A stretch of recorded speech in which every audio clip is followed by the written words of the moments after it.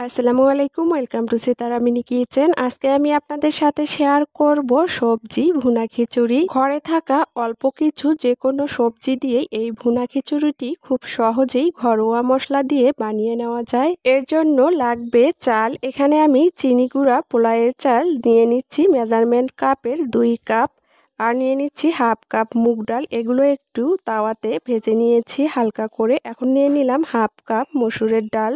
এখন সবকিছু একসাথে ভালো করে ধুয়ে নিব। চাল ডালগুলো খুব ভালো করে ধুয়ে পানি ঝরিয়ে নিয়েছি। এখন একটা বড় কড়াইয়ে নিয়ে নিয়েছি পরিমাণ মতো সয়াবিন তেল। তেলটা যখন গরম হয়েছে তখন এখানে আমি কিছু সবজি অ্যাড করে দিব। মিষ্টি কুমড়া, গাজর, আলু। চুলার তাপটা মিডিয়াম হিটে রেখে এই সবজিগুলো একটু কিছুক্ষণ ভেজে নিতে হবে। ঘরে থাকা যে কোনো সবজি দিয়েই এই খিচুড়িটি বানিয়ে নিতে পারেন।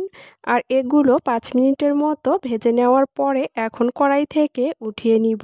সবজিগুলো উঠিয়ে নেওয়ার পরে একই তেলের মধ্যে দিয়ে দিচ্ছি একটা তেজপাতা, গরম মশলা আর পরিমাণ মতো পেঁয়াজ কুচি। পেঁয়াজগুলো একটু হালকা করে ভেজে নেওয়ার পরে এখন এখানে দিয়ে দিব হাফ চা চামচ আদা বাটা, রসুন বাটা হাফ চা চামচ, জিরা গুঁড়া হাফ চা চামচ, দিয়ে দিচ্ছি গরম মশলার গুঁড়া হাফ চা চামচ, ধনিয়া গুঁড়া হাফ চা চামচ, দিয়ে দিচ্ছি পরিমাণ মতো হলুদের গুঁড়া আর স্বাদ অনুযায়ী লাল মরিচের গুঁড়া। আদা রসুনের কাঁচা গন্ধটা চলে যাওয়া পর্যন্ত এগুলো চুলার তাপটা লো হিটে রেখে ভেজে নিয়েছি। এখন দিয়ে দিচ্ছি আগে থেকে পানি ঝরিয়ে রাখা চাল আর ডাল। মশলাগুলোর সঙ্গে চাল ডাল মিশানোর পরে এখন আমি এখানে লবণ অ্যাড করব।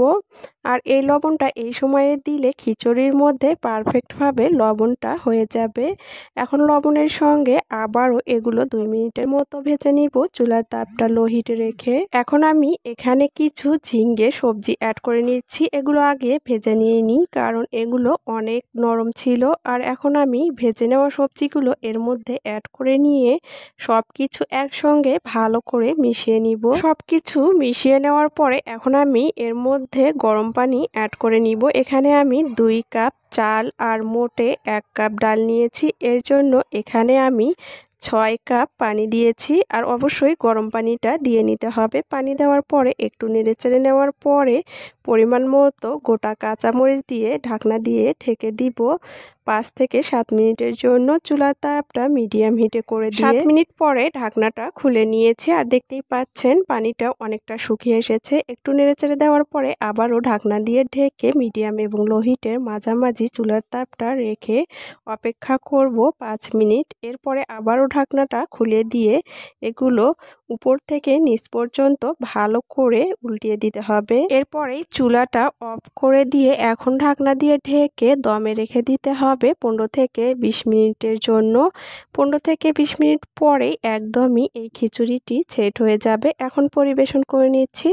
আর দেখতেই পাচ্ছেন এই ভুনা খিচুড়িটি কতটা ঝরঝরে আর পারফেক্টভাবে তৈরি হয়েছে। আশা করছি রেসিপিটি আপনাদের সবার কাছে অনেক ভালো লেগেছে। সবাই ভালো থাকবেন, সুস্থ থাকবেন। আল্লাহ হাফেজ।